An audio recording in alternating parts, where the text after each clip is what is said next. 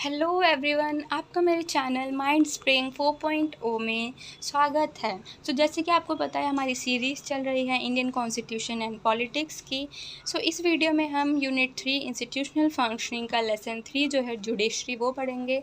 जो लेसन 1 और लेसन 2 है वो मैंने बना दिए हैं, मेरे चैनल पे हैं, वहाँ से जाके आप जल्दी से जल्दी देख लीजिए। और ये वीडियो जो है BA प्रोग्राम सेमेस्टर 2 के बच्चों के लिए बहुत हेल्पफुल होने वाली है। इसे ज़्यादा से ज़्यादा लाइक करें, कमेंट करें, शेयर करें। अगर आप चाहते हैं नोट्स को लेना तो वो मेरे टेलीग्राम चैनल माइंड स्प्रिंग 4.0 में है, वहाँ से आप देख सकते हैं। जल्दी से जल्दी हम वीडियो स्टार्ट करते हैं। हमारी यूनिट 3 का नाम है इंस्टीट्यूशनल फंक्शनिंग और इस वीडियो में हम इसका लेसन 3 जो है जुडिशरी इसको कंप्लीट करेंगे। स्टार्ट करते हैं। तो पहले हम पढ़ेंगे introduction. Any political system which is based on constitutional government, there are three organs of government, like the legislature as a rule maker, the executive as rule implementer, and the judiciary as interpreter. इसका मतलब है कि हमारी political system में जो constitutional government के ऊपर based होती है उसमें 3 ऑर्गन्स होते हैं गवर्नमेंट के। First legislature, second executive and third judiciary. Executive जो लेजिस्लेचर है वो रूल बनाता है, एग्जीक्यूटिव जो है रूल को इम्प्लीमेंट करता है और जुडिशरी जो है उन रूल्स की देख रेख करता है। Judiciary is an important organ of the Indian government. जो जुडिशरी है वो एक हमारे इंडियन गवर्नमेंट की एक इम्पॉर्टेंट ऑर्गन है। The principal of role of the judiciary is to protect rule of law and ensure supremacy of constitution. Principle जो है हमारी जुडिशरी का, मतलब कि जुडिशरी का रोल क्या है, जो हमारे लॉज हैं उनको प्रोटेक्ट करना और कॉन्स्टिट्यूशन की सुप्रीमेसी को बनाए रखना। It ensure the democracy does not give way to individual और ग्रुप डिक्टेटरशिप। डेमोक्रेसी और जुडिशरी का मतलब है हमारे देश में जो है डेमोक्रेसी को बनाए रखना, कोई भी डिक्टेटरशिप जो है हमारे देश में ना आ पाए इसकी देख रेख करना। The Indian constitution has been establish an integrated judicial system with the supreme court at the top and the high court below it. जो हमारा जुडिशियल सिस्टम है इसके अंदर 2 कोर्ट्स हैं। फर्स्ट जो सुप्रीम कोर्ट जो टॉप पे है और हाई कोर्ट जो उसके नीचे है, मतलब कि पहले सुप्रीम कोर्ट है और उसके नीचे जो है हाई कोर्ट आता है। ये हमारे जुडिशियल सिस्टम के अंदर है। In this unit, we will discuss with the structure, composition, jurisdiction and function of Indian judiciary system. इस यूनिट में हम अपने इंडियन जुडिशरी सिस्टम की structure, composition, jurisdiction and functions के बारे में पढ़ेंगे। Describe the composition of supreme court in India. India की जो सुप्रीम कोर्ट है उसके कॉम्पोजिशन के बारे में पढ़ेंगे। Explain the function and jurisdiction of supreme court, high court, सब ऑर्डिनेट कोर्ट्स। फंक्शन और जुडिक्शन पढ़ेंगे किसके, सुप्रीम कोर्ट के, हाई कोर्ट के, सब ऑर्डिनेट कोर्ट्स के। और explain the concept of judicial review. Judicial review के कॉन्सेप्ट के बारे में पढ़ेंगे और जो कॉन्सेप्ट है जुडिशियल एक्टिज्म इसको पढ़ेंगे। स्टार्ट करते हैं। फर्स्ट टॉपिक हमारा supreme court. The Indian constitution has been established an integrated judicial system. The entire Indian judicial system has been divided into 3 tiers in hierarchy. At the top there are Supreme Court, after that High Court and the lower tier is Session Court. यहाँ पे ये session नहीं होगा, सब ordinate code होगा, थोड़ा ये misprint हो गया है यहाँ पे। इस पॉइंट में ये बोल रहा है जो हमारे इंडियन कॉन्स्टिट्यूशन है उसमें क्या है, जुडिशियल सिस्टम है और हमारे इंडियन जुडिशियल सिस्टम को 3 टीयर्स में डिवाइड किया है।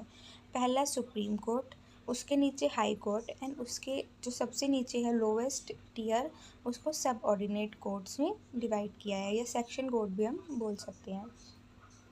The Supreme Court of India was inaugurated in January 28, 1950.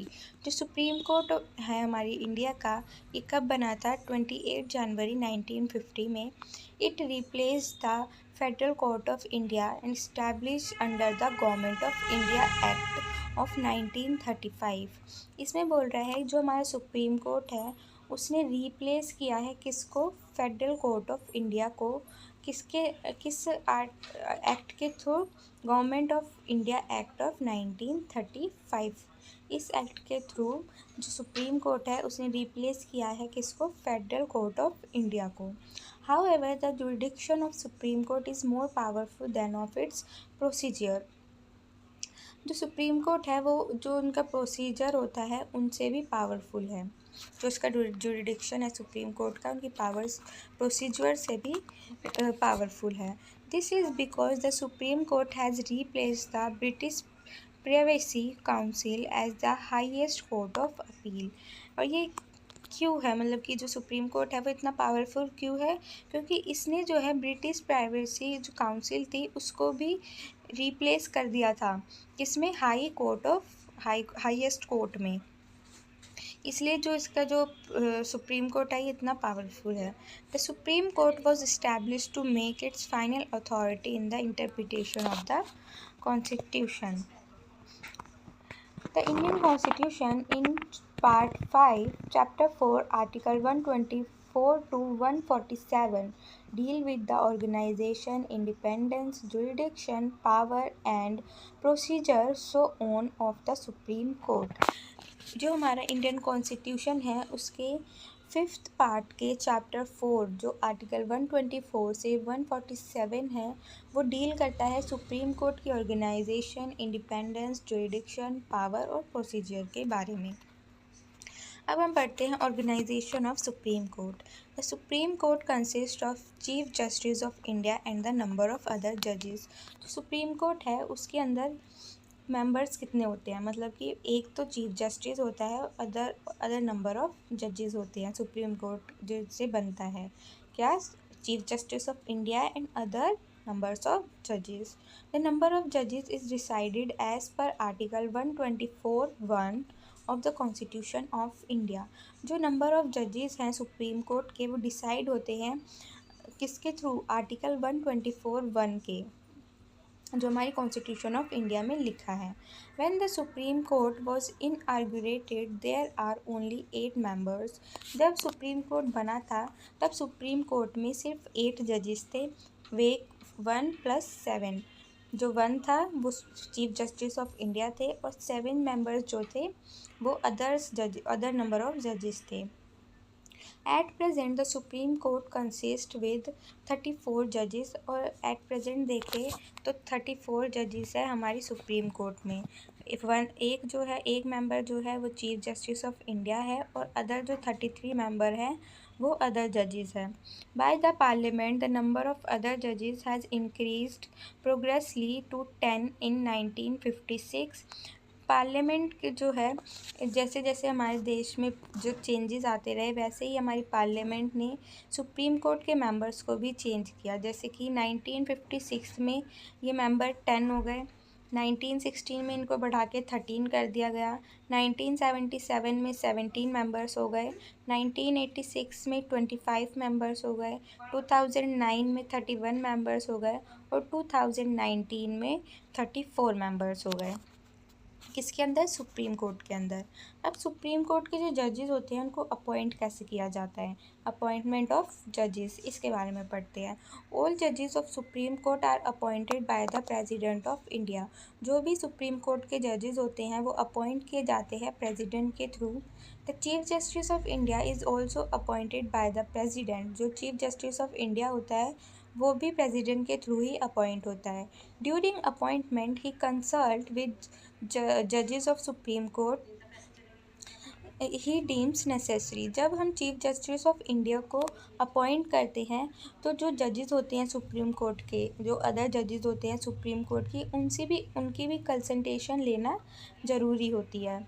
The other जजेस of supreme court are also appointed by the president. जो अदर जजेस होते हैं चीफ जस्टिस ऑफ इंडिया के अलावा जो जजेस होते हैं सुप्रीम कोर्ट के उनको भी अपॉइंट करते हैं president after the consultation with the chief justice of India and 2 senior most जजेस of supreme court.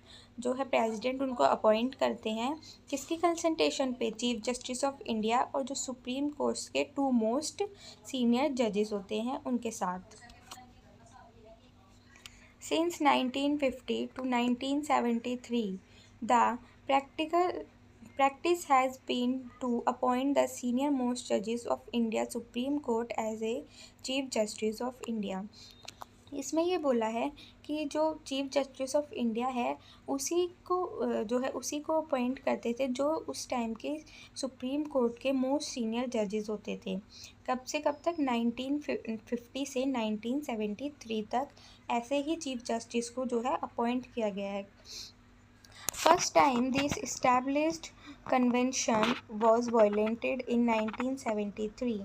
First time जो है ये जो रूल था, जो सुप्रीम कोर्ट के मोस्ट सीनियर जजेस होते थे उनको ही CGI बनाया जाता था, ये जो है फर्स्ट टाइम वायलेट हुआ 1973 में, जब अजीत नाथ रे को अपॉइंट किया गया एज ए CGI। और CGI अपॉइंट किया गया बाय सुपरसेंडिंग 3 सीनियर जजेस। और उस टाइम जो सुप्रीम कोर्ट में 3 सीनियर जजेस थे उनको हटा के अजीत नाथ राय को अपॉइंट किया गया था। कब? 1973 में। फर्स्ट टाइम इसको ये जो रूल था इसको वायलेट किया गया था इस टाइम पे 1973 में। और सेकेंडली जब इसको वायलेट किया गया 1977 में, जब मिर्ज़ा हमीम उल्लाह बेग जो थे, MH बेग जो थे, उनको अपॉइंट किया गया था। उस टाइम भी सीनियर मोस्ट जजेस थे HR खन्ना, इनको ना बना के MH बेग को अपॉइंट किया गया था 1977 में। सेकेंड टाइम ये रूल तब तोड़ा गया था। अब पढ़ते हैं कंट्रोवर्सी ओवर कंसल्टेशन। जैसे कि मैंने आपको अभी आने जो वीडियो में बताया कि जब हम सुप्रीम कोर्ट के जजेस को CGI को अपॉइंट करते हैं तो कंसल्टेशन लेनी होती है, तो उसी कि इस कंसल्टेशन वर्ड के ऊपर ही बहुत सी कंट्रोवर्सी हुई। इसको पढ़ते हैं। The supreme court has been different interpretation of the word consultation in the above position time to time. जो ये वर्ड है कंसल्टेशन, इसकी बहुत सी डिफरेंट इंटरप्रिटेशन आई सुप्रीम कोर्ट के थ्रू टाइम टू टाइम। जैसे कि इन द फर्स्ट जजेस case of 1982 the court had held that consultation does not mean concurrence and it only implies exchange of view। पहले जजेस ने 1982 में कहा था कोर्ट में कि कंसल्टेशन का मतलब कंकरेंस नहीं होता, मतलब कि कंकरेंस मतलब होता है बाइंडिंग, किसी के ऊपर binding.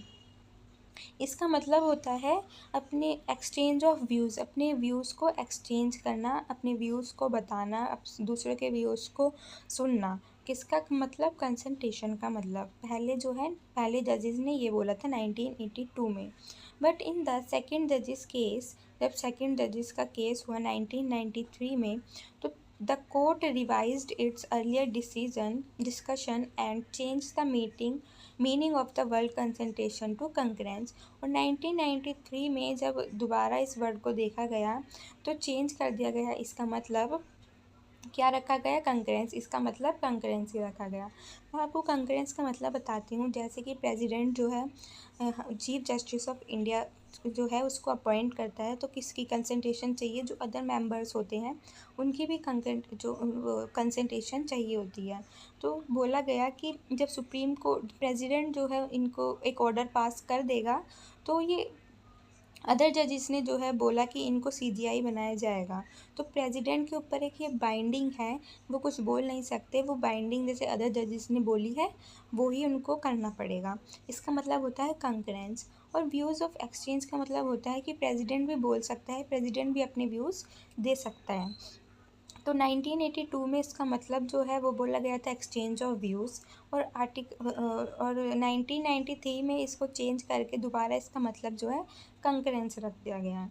Hence it rule that the advice of by the chief justice of India is binding on the president in the matter of appointment of जजेस ऑफ द सुप्रीम कोर्ट। जैसे मैंने आपको बताया कि प्रेसिडेंट के ऊपर क्या एक बाइंडिंग हो जाती है चीफ जस्टिस ऑफ इंडिया के एडवाइस को लेके। अब आगे पढ़ते हैं। But the chief justice would advise on the matter after consulting 2 of his senior most colleagues. But जो चीफ जस्टिस ऑफ इंडिया है वो तभी कंसंट्रेट दे सकता है जब भी वो अपनी एडवाइस दे सकता है किसी मैटर पे, जब टू सीनियर मोस्ट कलीग्स जो है उनकी कंसल्टेशन को सुन सके। उनकी कंसल्टेशन सुनने के बाद ही chief justice of India advice दे सकता है किसी मैटर पे, किसको, प्रेसिडेंट को। Similarly, in the third judge's case, 1998, the court opinion that the consultation process to be adopted by the Chief Justice of India require consultation of plurality judges। ये वही बताया गया जो मैंने आपको बताया 1998 में, जो कंसल्टेशन के ऊपर चीफ जस्टिस ऑफ इंडिया ने बोला। इसमें ये बोला गया कि जो कंसल्टेशन है वो हर एक जजेस की लेनी पड़ेगी हमें, और 1998 में यही बोला था कि चीफ जस्टिस ऑफ इंडिया के प्रोसेस या एडोप्टेशन से हम कोई कंसल्टेशन नहीं ले सकते हैं। जो बाकी जजेस हैं उनकी भी रिक्वायरमेंट, उनकी भी कंसल्टेशन जो है वो ज़रूरी है। By 99th Constitutional Amendment Act of 2014 with the National Judicial Appointment Commission Act of 1914 has been replaced the system of appointment judges to the Supreme Court and the High Court with a new body known as National Judicial Appointment Commission। 99 Constitutional Amendment जो हुआ था 1914 में, जो किसके ऊपर था, national judicial appointment commission act 2014। ये जो था एक्ट जो था उसको रिप्लेस कर दिया गया किस में, नेशनल जुडिशियल अपॉइंटमेंट कमीशन में। और इसके अंदर कौन कौन से अपॉइंटमेंट, सुप्रीम कोर्ट और हाई कोर्ट जो है अपॉइंट किए गए थे एज ए जजेस। ये एक न्यू बॉडी आई थी कब, किस अमेंडमेंट के थ्रू, 99 कॉन्स्टिट्यूशन अमेंड के थ्रू। कब आई थी, 2014 में। यही था हमारा जो हमने अभी कौन सा, कंट्रोवर्सी ओवर कंसल्टेशन। अब नेक्स्ट टॉपिक है क्वालिफिकेशन ऑफ जजेस। जजेस की क्वालिफिकेशन के बारे में पढ़ेंगे इसमें हम। Any person can be appointed as a जजेस of a supreme court with having a following qualification. जो आर्टिकल 1 जो क्वालिफिकेशन के बारे में लिखा है जजेस के, वो आर्टिकल 124(3) में लिखा गया है। फर्स्ट क्या बोलता है, he should be citizen of India. वो जो पर्सन है वो सिटीज़न होना चाहिए इंडिया का। सेकंड बोला है, he should have been a जज of a high court for 5 year. जो जज है, वो जो पर्सन है वो हाई कोर्ट का जज होना चाहिए 5 साल के लिए। और फिर बोला है, he should have been an advocate on the high court for 10 year, या 10 साल से वो हाई कोर्ट का एडवोकेट होना चाहिए। He should have a distinguished jurist in the opinion of president के सामने वो एक जूरिस्ट होना चाहिए वो पर्सन। ये जो है क्वालिफ़िकेशन है किसकी, जजेस की। एक पर्सन में ये होना चाहिए अगर वो एक सुप्रीम कोर्ट का जज बनना चाहता है। Note from the above we can say the constitution has not preside a minimum age for appointment of जजेस ऑफ द सुप्रीम कोर्ट। ये जैसे हमने क्वालिफ़िकेशन पढ़ी ऊपर, उसके हिसाब से जैसे आप बोल सकते हो कि सुप्रीम कोर्ट के लिए कोई मिनिमम एज नहीं है। रिमूवल ऑफ जजेस। अब जजेस का रिमूवल कैसे होता है। अ जज of supreme court has been removed by impeachment thereafter an order of the president. There are 2 grounds mentioned of Indian Constitution for removal of judges of the Supreme Court। जो Indian constitution में 2 grounds लिखे गए हैं removal of जजेस के removal में supreme court के। पहला, प्रूव्ड मिसबिहेवियर। अगर कोई जज जो है वो मिसबिहेव कर रहा है तो उस मिसबिहेव को प्रूव करो और तब उसका जो है उसको हटाया जा सकता है जज को। और दूसरा, इनकैपेसिटी। अगर उस जज में इनकैपेसिटी है या जो कैपेबिलिटी होनी चाहिए एक जज में वो नहीं है तो भी हम उस जज को हटा सकते हैं। जो रिमूवल प्रोसीजर है जज का, सुप्रीम कोर्ट के जज का, वो लोकसभा और राज्यसभा दोनों से इनिशिएट करता है। और जो ये लोकसभा और राज्य सुप्रीम कोर्ट और हाई कोर्ट का होता है प्रोसीजर, वो सेम होता है। तो जब मैं आपको हाई कोर्ट पढ़ाऊँगी तो मैं पूरा प्रोसीजर दोनों का एक ही में बता दूँगी अभी आगे, ठीक है।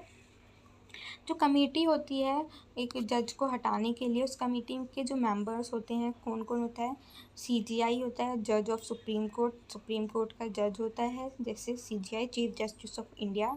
Chief justice of high court का चीफ जस्टिस होना चाहिए, और एक जूरिस्ट होना चाहिए। ये जो 3 मेंबर्स जो हैं ये ज़रूरी हैं किसमें, एक रिमूवल ऑफ जजेस की कमेटी में।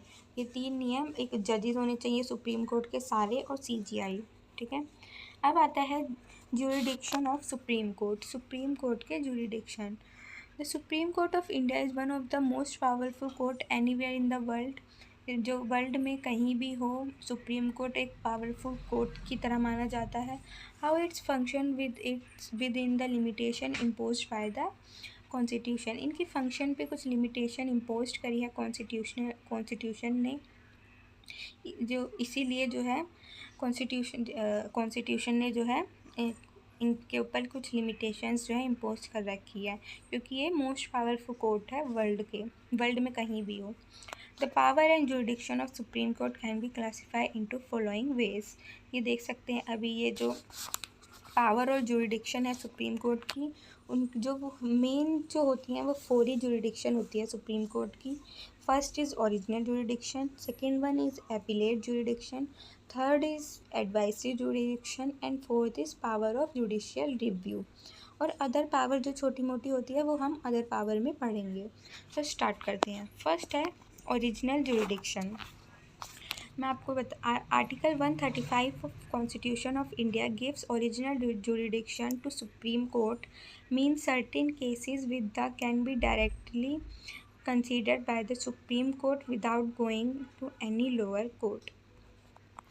इसमें ये बोला गया है आर्टिकल 131 के तहत जो ओरिजिनल जुरिडिक्शन है सुप्रीम कोर्ट की, इसका मतलब ये है अगर कोई केस है वो डायरेक्टली सुप्रीम को, इसमें जो केस आते हैं जो ओरिजिनल जुरिडिक्शन में, उन जो वो केस है वो डायरेक्टली सुप्रीम कोर्ट डील करेगा। कोई जो लोअर कोर्ट है जैसे हाई कोर्ट और सब ऑर्डिनेट कोर्ट, उनको उनके पास नहीं जाएगा। ये जो है इस लाइन में बोला, आर्टिकल 131 में बोला गया है।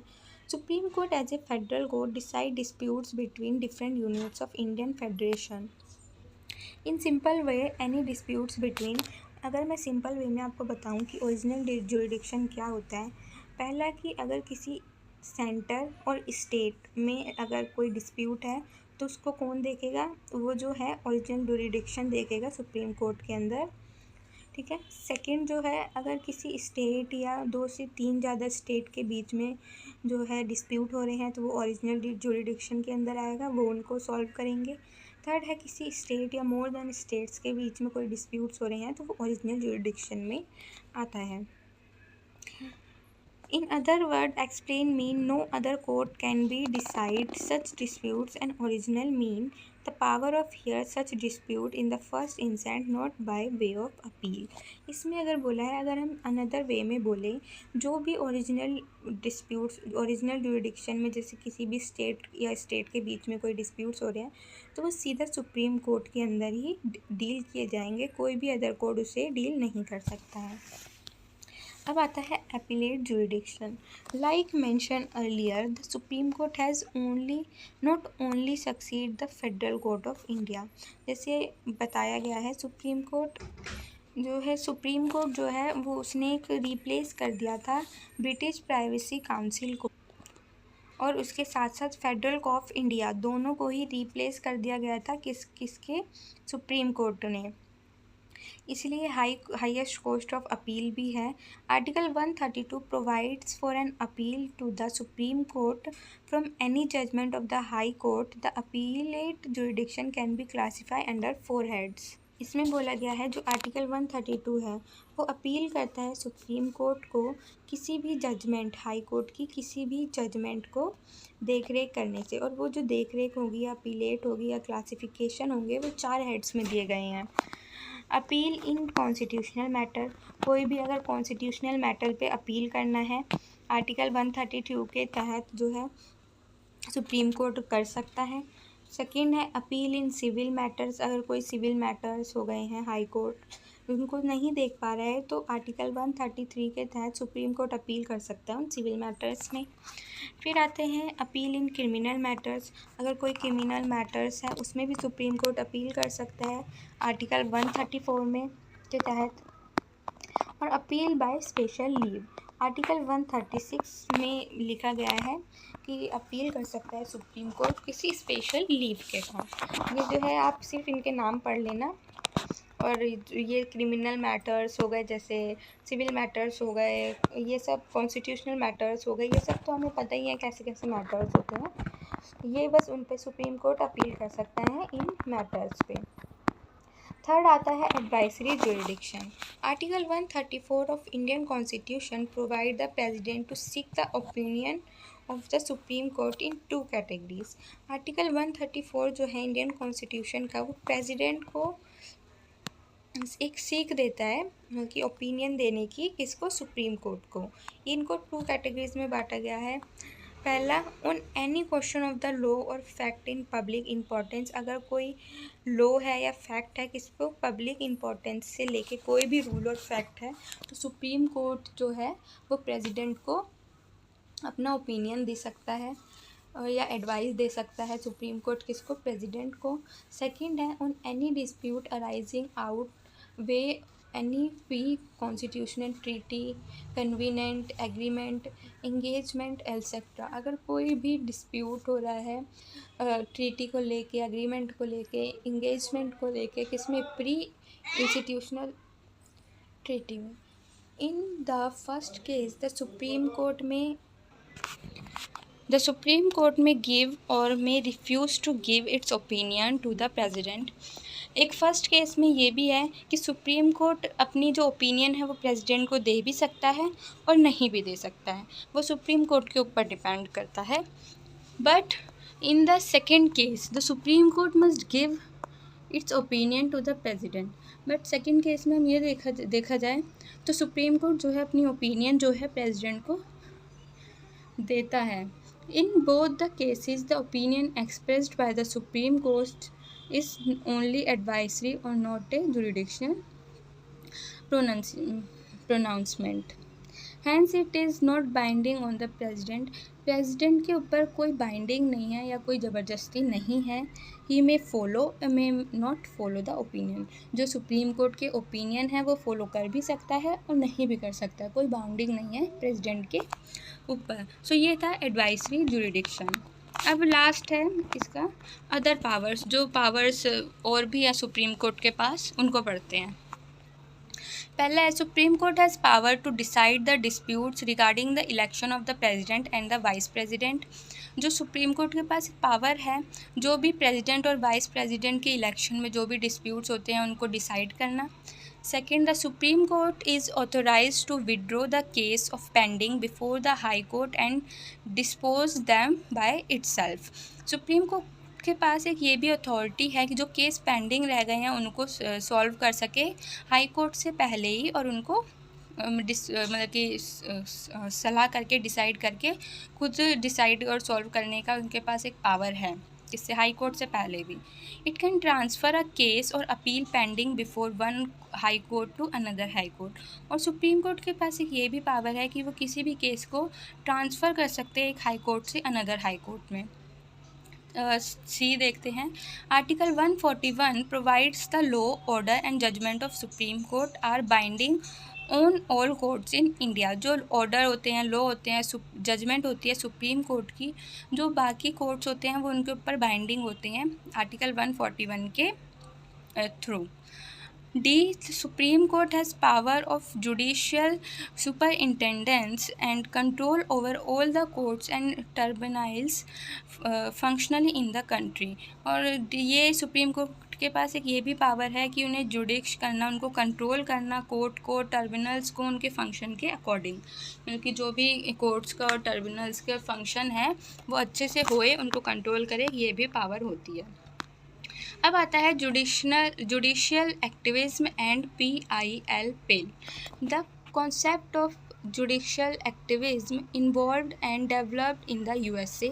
जो ये जुडिशियल एक्टिविज्म का कॉन्सेप्ट है वो USA में डेवलप हुआ था।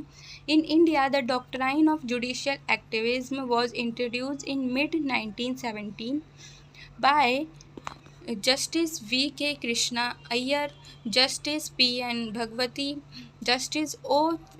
Chinnappa Reddy and justice D.A. Desai.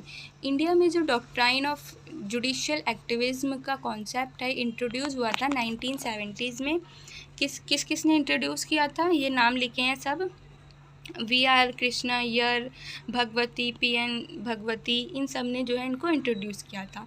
अब जुडिशियल एक्टिविज्म का मतलब क्या होता है? Meaning, judicial activism denotes the proactive role play by the judiciary in the protection of rights of citizen and in the promotion of justice in the society. Judicial activism का मतलब होता है कि इनका काम होता है जो भी राइट्स है हमारे सिटीजन को, उनको प्रोटेक्ट करना और जस्टिस, हमारी सोसाइटी में जस्टिस बना रहे उसकी देख रेख करना। जो इम्पोर्टेंट काम होता है हमारी जुडिशियल एक्टिविज्म का यही होता है। In other words it implies the assertive role play by the judiciary to force the other two organ of the government. अगर हम सिंपल वे में देखें, जो अदर टू ऑर्गन्स है कौन कौन से, लेजिस्लेचर और एग्जीक्यूटिव, अगर वो किसी रोल को प्ले नहीं कर पा रहे हैं तो वो जुडिशियल एक्टिविज्म के थ्रू जो है सुप्रीम कोर्ट या हाई कोर्ट देखता है। फिर आता है जैसे जुडिशियल एक्टिविज्म की ना एक एप्रोप्रिएट जो डेफिनेशन है वो नहीं दे रखी।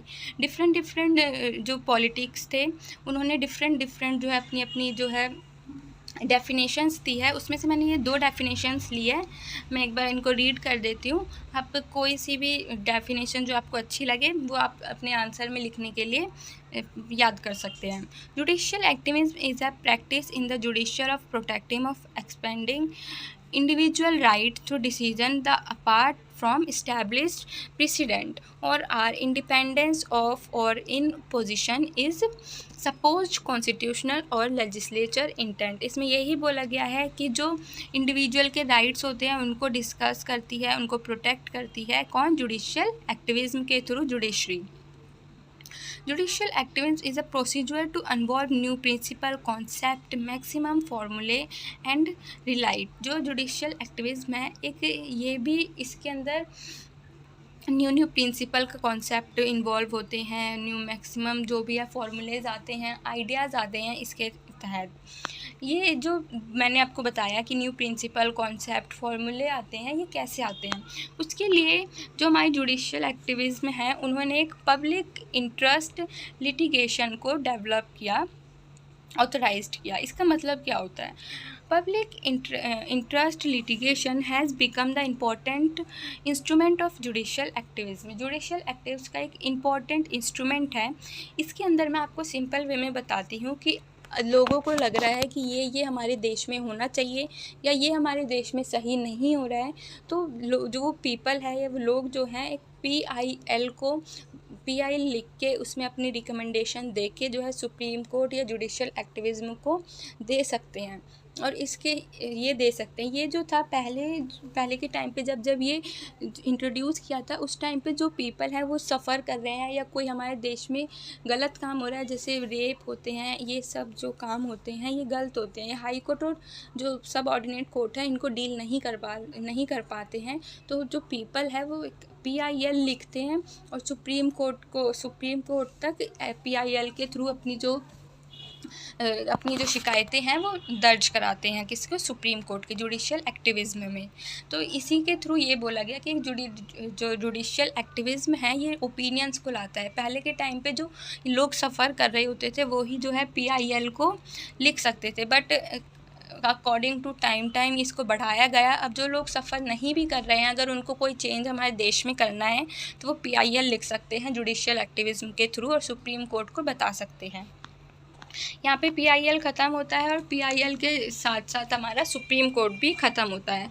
अब आता है हाई कोर्ट।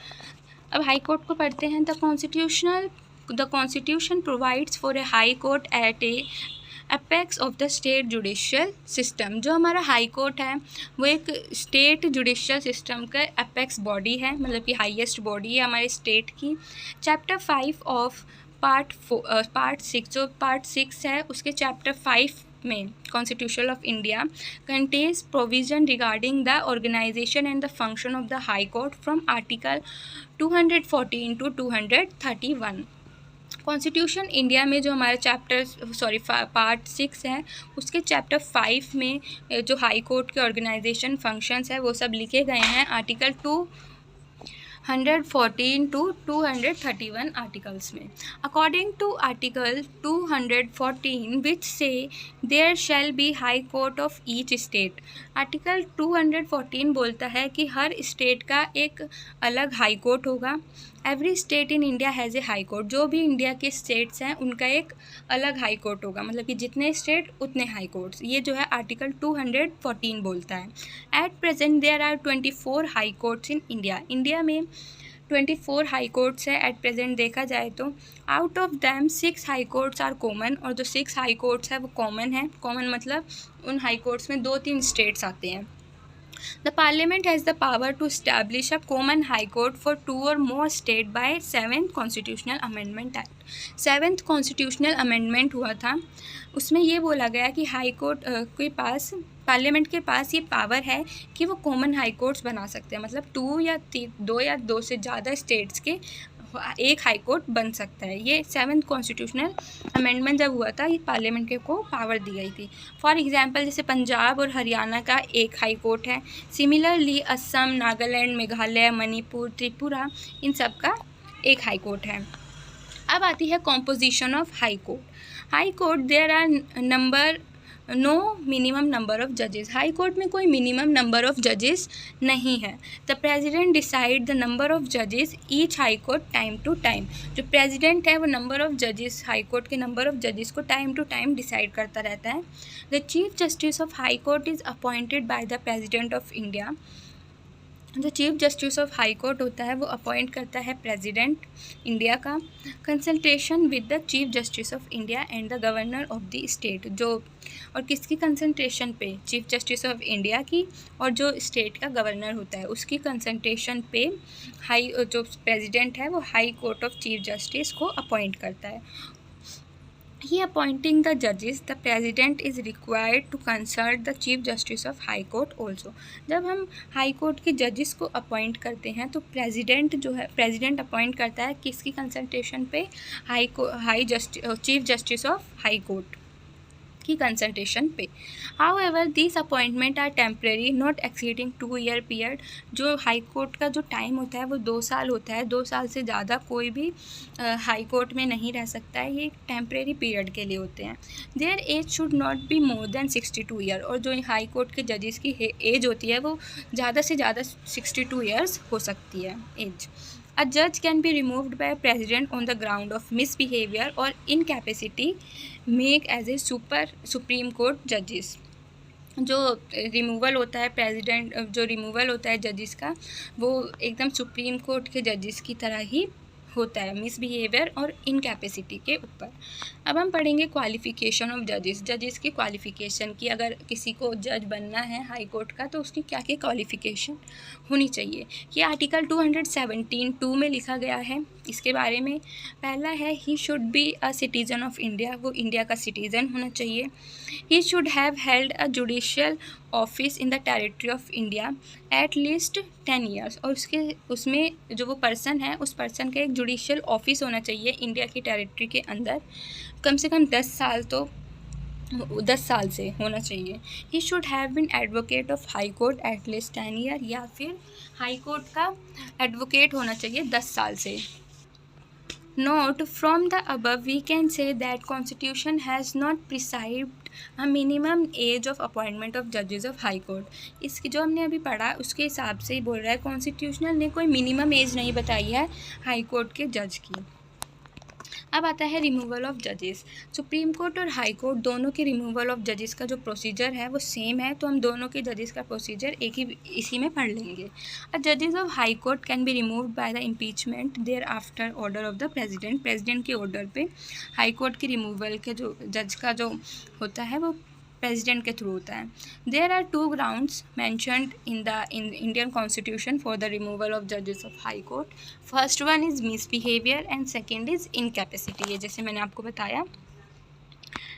अब हम इनके थोड़े प्रोसीजर के बारे में पढ़ते हैं। पहले हम पढ़ेंगे लोकसभा का।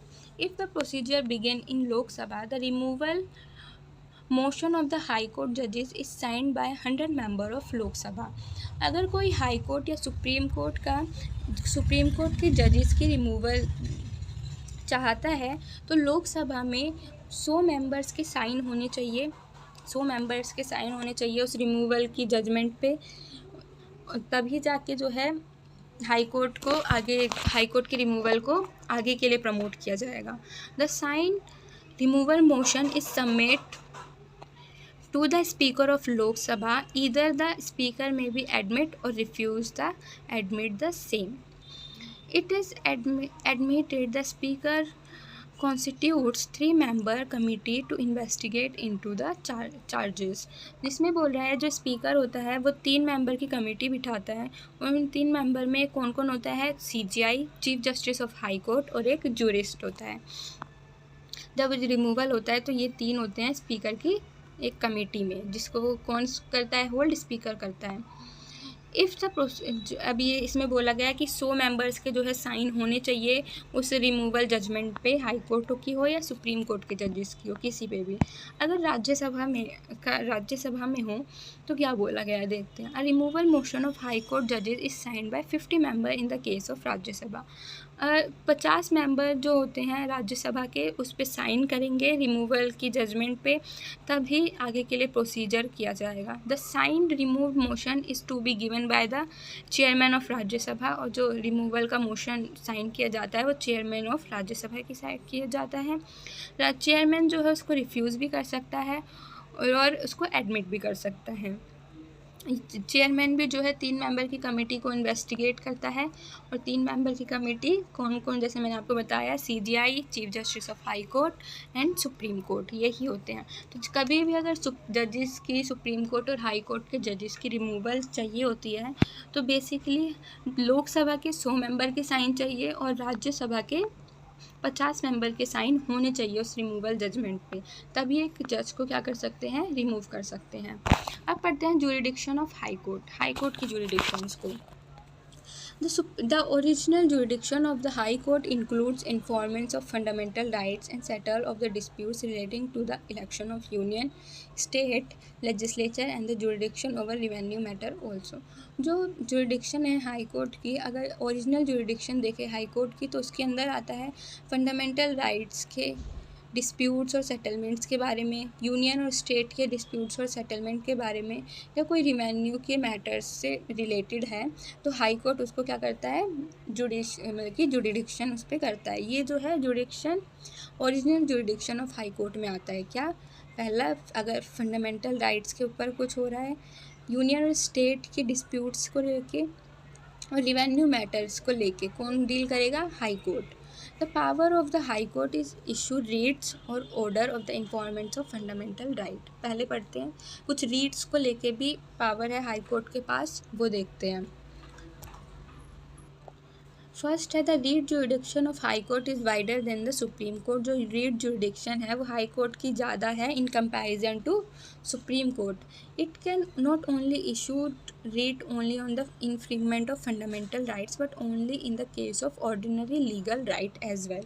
इसमें बोला कि सुप्रीम कोर्ट के पास जो रीट जुरिडिक्शन है वो कम होती है हाई कोर्ट के कंपैरिजन में। क्यों? क्योंकि सुप्रीम कोर्ट के पास यही राइट है रीट्स को लेके कि अगर कोई फंडामेंटल राइट्स को लेके कोई रीट्स का वायलेट कर रहा है तो सुप्रीम कोर्ट देख सकता है। बट हाई कोर्ट के पास फंडामेंटल राइट्स को लेके भी और कोई लीगल राइट जो भी हो रहे हैं उन केसेस में भी जो है हाई कोर्ट देख सकता है केसेस को। सेकंड है high court has the power of superintendence over all other courts and tribunals except those dealing with the armed force like court martial. High court के पास ये भी पावर है कि वो डील कर सकता है कोर्ट और ट्रिब्यूनल्स को, उनके केसेस को, पर उसमें आर्म्ड फोर्स को वो नहीं कर सकता है। तीसरा है इट कैन फ्रेम रूल्स। वो हाई कोर्ट जो है वो रूल्स भी फ्रेम कर सकता है, उसके पास ये भी पावर होती है, पर कुछ गाइडलाइंस के अंदर ही वो जो हाई कोर्ट जो है रूल्स को फ्रेम कर सकता है। It has power to transfer cases for itself from subordinate courts. और इसके हाई कोर्ट के पास ये भी पावर होती है कि कोई केसेस है तो वो अपने आप ही ट्रांसफ़र कर सकते हैं उन केसेस को, किसमें, सब जो ऑर्डिनेट कोर्ट्स होते हैं उनके अंदर। In certain cases the jurisdiction of high court is restricted. High court के कुछ किसी केसेस में हाई कोर्ट की जुरिडिक्शन को रेस्ट्रिक्ट किया गया है, जैसे कि high court has no jurisdiction over tribunals and no power to invalidate central act. कोई भी जैसे ट्रिब्यूनल्स को लेके कोई पावर हो, सेंट्रल एक्ट को लेके कोई पावर हो, या सेंट्रल के रूल्स के ऊपर, notification order of administrative authority of union के ऊपर कोई भी केस हो, तो हाई कोर्ट उसको केस को सॉल्व नहीं कर सकता है। तो ये थे high court. High court complete होता है यहीं पे। अब हमारा लास्ट टॉपिक आता है सब ordinate courts. Every state is divided into district and each district has a district court which has appellate jurisdiction of the district. Subordinate court को हम डिस्ट्रिक्ट कोर्ट भी बोलते हैं, क्योंकि हर स्टेट में डिस्ट्रिक्ट्स होते हैं और उन डिस्ट्रिक्ट्स के अपने अपने कोर्ट्स होते हैं। Under the district courts there are several lower courts, जैसे एडिशनल डिस्ट्रिक्ट कोर्ट्स। कुछ डिस्ट्रिक्ट कोर्ट्स के अंदर कुछ और लोअर कोर्ट्स होते हैं, जैसे एडिशनल कोर्ट्स, डिस्ट्रिक्ट कोर्ट हो गए, सब कोर्ट हो गए, मुंसिफ मैजिस्ट्रेट कोर्ट हो गए, court of special judicial magistrate of class second, court of special judicial magistrate of class 1, court of special Munsif magistrate for factories act और लेबर लॉज, और ऐसे ही बहुत सारे जो हैं लोअर कोर्ट्स होते हैं। At the bottom of hierarchy of subordinate court are the panchayati court, और भी कुछ इनसे नीचे भी सब ऑर्डिनेट कोर्ट्स के नीचे होते हैं, जैसे कि पंचायत कोर्ट हो गई, ग्राम पंचायत, पंचायत अदालत हो गई, जिन they are not considered as a court under the purview of the criminal court jurisdiction. The Constitution of India ensure independence of subordinate jurisdiction. Appointments of district courts are done by the government in the consultation of High Court. अब पढ़ेंगे जैसे जो subordinate court के जजेस होते हैं, इनको कैसे अपॉइंट किया जाता है, सबऑर्डिनेट कोर्ट को या डिस्ट्रिक्ट कोर्ट को। ये जो है सुप्रीम कोर्ट के द्वारा इनको अपॉइंट किया जाता है, किसकी कंसल्टेशन पे, हाई कोर्ट की कंसल्टेशन पे।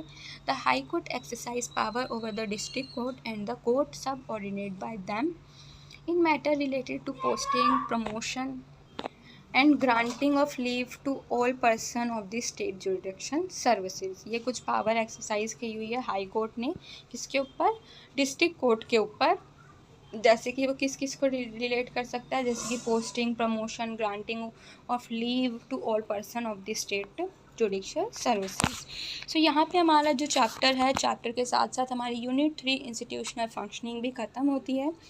ये अगर वीडियो आपको अच्छी लगे तो ज़्यादा से ज़्यादा इसको लाइक करें, शेयर करें, सब्सक्राइब करें और मेरे चैनल में ऐसे ही बने रहे। Thank you.